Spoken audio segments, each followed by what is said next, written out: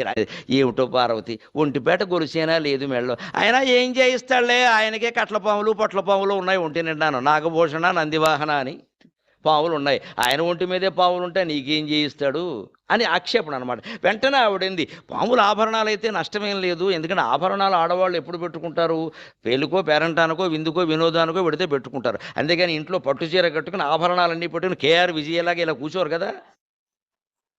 ఆవిడ ఒక్కతే సినిమాల్లో అమ్మవారి వేషానికి తగింది. అందుకని శుభ్రంగా అన్నీ పెట్టుకుని ఇలా కూర్చుని ఆ శరీరం కూడా సరిపోతుంది, శుభ్రంగా హాయిగా ఉంటుంది. అందుకని కూర్చుంటుంది ఆవిడ. అందుకని అలా ఊరికి అన్నీ అలంకరించుకుని ఎవరు కూర్చోరు కదా. అందుకని ఆభరణాలు లేకపోతే నష్టమే లేదు, కానీ ముందు పడుకునే పక్క బాగుండాలి కదా లక్ష్మి. ఒక్కసారి మీ పక్క ఏమిటో ఆలోచించుకో. దంపతుల మంచం అంటే ధర్మాసుపత్రి మంచంలా ఉండకూడదు కదా.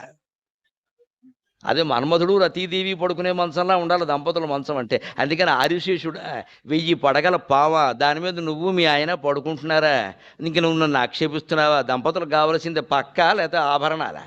ముందు నీ పక్క సరి చేసుకో, మాకు అనవసరం అని చెప్పింది.